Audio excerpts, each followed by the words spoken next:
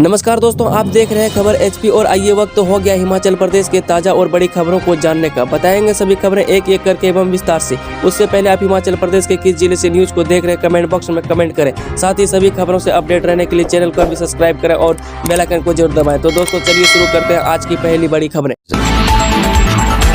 OPS बहाल करने पर 28 मई को धर्मशाला में होगा आभार समारोह, 1 लाख कर्मचारी जुटाने का टारगेट। जय धर्मशाला हिमाचल में सुखविंदर सिंह सुक्खू सरकार ने ओल्ड पेंशन बहाल कर दी है। वह सरकार ने बीते 4 मई को इसको लेकर एसओपी भी जारी कर दिए हैं। बता दें कि हिमाचल प्रदेश एनपीएस कर्मचारी संघ ओल्ड पेंशन स्कीम बहाल करने के लिए प्रदेश सरकार का आभार जताते हुए कहा कि धर्मशाला में एक आभार समारोह करेगा। वहीं एनपीएस कर्मचारी महासंघ ने इसको लेकर मुख्यमंत्री से समय ले लिया है और 28 मई को धर्मशाला में इसकी तारीख तय कर दी गई है। वहीं बता दें कि इस आभार समारोह में 1 लाख से ज्यादा कर्मचारी के शामिल होने की संभावना है। उद्योगपतियों से प्रमाण पत्र अनिवार्यता शर्त खत्म करने पर विचार कर रही सरकार। जब मुख्यमंत्री सुखविंदर सुक्खू ने कहा कि सरकार हिमाचल प्रदेश में औद्योगिक निवेश बढ़ाने के लिए उद्योगपतियों से जरूरी प्रमाण पत्र की अनिवार्यता शर्त खत्म करने पर सक्रियता से विचार कर रही है। इसके लिए नई औद्योगिक नीति में प्रावधान किया जाएगा। वह सरकार निर्माण, पर्यटन, ऊर्जा निर्माण व आवासीय आदि क्षेत्रों में 20,000 करोड़ का निवेश आकर्षित करने के लक्ष्य पर कार्य कर रही है।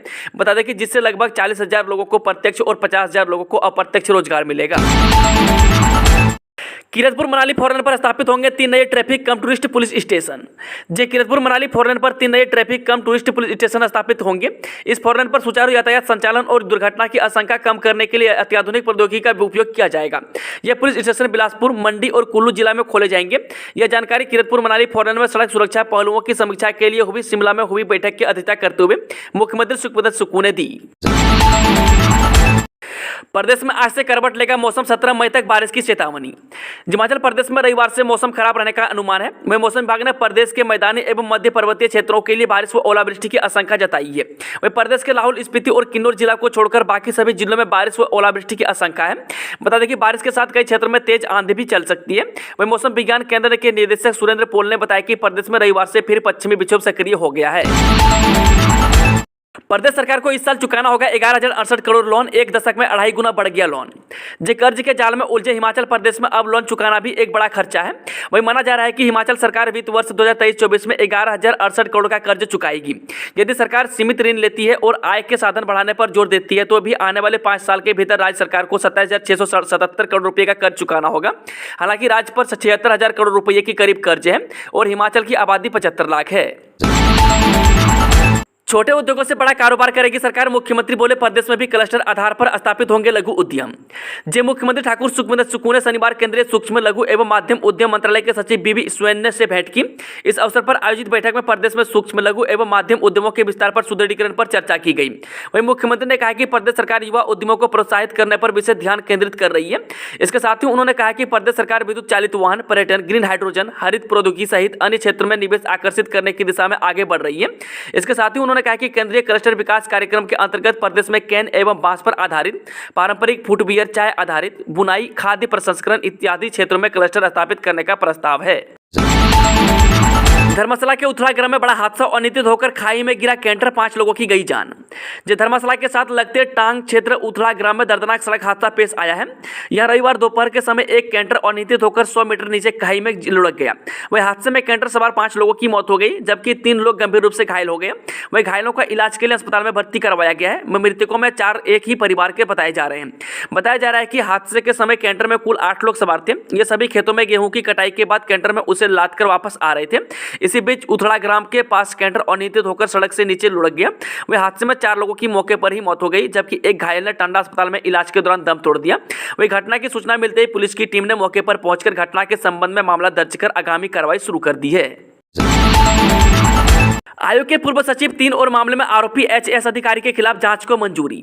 जब भंग किए जा चुके हमीरपुर कर्मचारी चयन आयोग के पूर्व सचिव के खिलाफ 3 और मामले में राज्य सरकार ने जांच की मंजूरी दे दी है। वह जांच एजेंसी विजिलेंस ब्यूरो ने भ्रष्टाचार निरोधक अधिनियम की धारा 17A के तहत परमिशन टू इन्वेस्टिगेशन मांगी थी। वह सूत्रों के अनुसार junior office assistant IT, junior engineer और ट्रैफिक इंस्पेक्टर पोस्ट कोड के मामले में यह मंजूरी मांगी गई थी। इसे लेकर 2 मामलों में सरकार पहले ही हिमाचल प्रशासनिक सेवा के इस अधिकारी के खिलाफ अभियोजन मंजूरी भी दे चुकी है। 4850 मीटर ऊंची सूरजताल झील के दीदार को अभी करें इंतजार। जब मनाली लेह मार्ग पर बर्फ और ठंडी फिजाओं के बीच विश्वविख्यात चंद्रताल और सूरजताल झील को करीब से निहारने के लिए अभी पर्यटकों को इंतजार करना होगा। वहीं मई में हुई भारी बर्फबारी के चलते पर्यटक इन झीलों का दीदार नहीं कर सकेंगे। वहीं समुद्र तल से 4850 मीटर ऊंची सूरजताल झील अभी बर्फ की आगोश में है। ऊना के बसाल में झुग्गियों में लगी आग, 5 वर्षीय बच्चा जिंदा जला। ऊना जिले के बसाल गांव में रविवार शाम 4:30 बजे बाद झुग्गियों में लगी आग से 5 वर्षीय बच्चे की मौत हो गई। यह घटना बसाल बाबा रुद्रानंद आश्रम सड़क मार्ग के किनारे रेलवे पुल के पास हुई। वही घटना के वक्त झुग्गियों में बच्चों के अलावा कोई नहीं था। वही बच्चों के माता पिता बाहर काम पर गए थे। भवन की बेसमेंट खोलकर पार्किंग बनाने के लिए बनेगी नीति, हजारों को मिलेगा लाभ। हिमाचल प्रदेश सरकार भवनों की बेसमेंट खोलकर पार्किंग बनाने के लिए नीति तैयार करेगी। वहीं वर्तमान में बेसमेंट को बंद किया गया है। वहीं अब सड़क के साथ बने भवन मालिकों को यह राहत दी जा रही है। वहीं नगर निगम शिमला चुनाव के दौरान कांग्रेस पार्टी ने जनता से बेसमेंट को पार्किंग बनाए जाने का वायदा किया था। इसको लेकर अधिकारियों ने मंथन शुरू कर दिए। वहीं टाउन एंड कंट्री प्लानिंग विभाग की ओर से इसके नियम तैयार किए जाएंगे। बता दें कि हिमाचल में पार्किंग की बड़ी समस्या है। हिमाचल में हर महीने 250 से 300 नए वाहन आते हैं। कामगारों को अब नहीं किया जाएगा निजी अस्पताल में रेफर, मंत्रालय ने जारी किया आदेश। कर्मचारी राज्य बीमा निगम के अस्पताल में पंजीकृत मरीजों को अब गंभीर बीमारी होने पर भी निजी अस्पताल में रेफर नहीं किया जाएगा। उन्हें सरकारी अस्पताल में ही अपना इलाज करवाना पड़ेगा। बता दें कि श्रम एवं रोजगार मंत्रालय ने बीमार कामगारों को निजी अस्पताल में रेफर न करने के आदेश जारी कर दिए हैं। वहीं आदेशों के तहत अब हजारों कामगारों और उनके आश्रितों को बीमारी के दौरान सरकारी चिकित्सा संस्थानों में ही उपचार के लिए रेफर किया जाएगा। वहीं निगम के मुख्यालय की ओर से क्षेत्रीय कार्यालय बद्दी को पत्र जारी किया गया है, जिसमें कहा गया है कि अब सरकारी संस्थानों में ही ESI में पंजीकृत कामगारों को भेजा जाए। दिल्ली में 1800 रुपये डिब्बे के रिकॉर्ड रेट पर बिकी शिमला की चेरी, बागवान गदगद। शिमला की चेरी को दिल्ली की आजादपुर मंडी में इस सीजन के रिकॉर्ड रेट मिले हैं। वहीं कोटगढ़ की चौगान वाटिका कोठीधार की चेरी प्रति डिब्बा 1800 रुपये के रेट पर बिकी है। इस सीजन का यह अब तक का रिकॉर्ड रेट है। वहीं बागवान हरि सिंह चौहान के बेटे सूरज चौहान ने बताया कि मर्चेंट और डूरो नूरो किस्म की चेरी के 42 पैलेट दिल्ली भेजे थे। वहीं मांग अधिक होने के चलते चेरी को अच्छी रेट मिली। वहीं सूरज चौहान ने बताया कि उनके बगीचे में चेरी की आधुनिक किस्मों के करीब 100 पेड़ हैं। इस साल सामान्य के मुकाबले सिर्फ 30% ही फसल है। आयुर्वेदिक फार्मेसी में 34,000 क्विंटल औषधि का होगा उत्पादन, 77 लाख रुपए का बजट जारी। हिमाचल प्रदेश के राजकीय आयुर्वेदिक फार्मेसी कॉलेज जोगिंदरनगर में आधुनिक मशीनरी और आधारभूत ढांचे के विस्तार होते ही औषधीय दवाइयों का उत्पादन 2 गुना कर दिया है। इसके लिए अनुमानित 77 लाख का बजट जारी हुआ है। वहीं कच्चे माल की आपूर्ति भी शुरू हो गई है। इस बार 33,716.7 क्विंटल आयुर्वेदिक औषधियों का निर्माण का लक्ष्य फार्मेसी को मिला है। वहीं बता दें कि पिछले साल 18,650 किलोग्राम औषधियों का निर्माण हुआ था। वहीं फार्मेसी के अधिकारियों के अनुसार इस बार भी GMT के तहत यानी कि गुड मैन्युफैक्चरिंग दवाइयों के निर्माण के लिए अनुमानित 77 लाख के बजट को स्वीकृति मिल गई है। इस सप्ताह मिलेगा वर्दी का पैसा, प्रदेश में पहली से 8वीं तक के 5,25,000 बच्चों को सुविधा। राज्य के सरकारी स्कूलों में पढ़ने वाले कक्षा पहली से 8वीं तक के 5,25,000 विद्यार्थियों को वर्दी के 600 रुपये बैंक खाते में सोमवार से मिलने शुरू हो जाएंगे।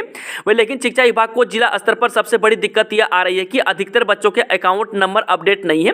वही खासकर नेपाली या प्रवासी मजदूरों के बच्चे जो अन्य किसी राज्य से आकर यहाँ पढ़ाई कर रहे हैं, उनके आधार कार्ड वेरीफाई नहीं है। ऐसे में स्कूलों को जल्द से जल्द आधार कार्ड अपडेट करने के लिए कहा गया है।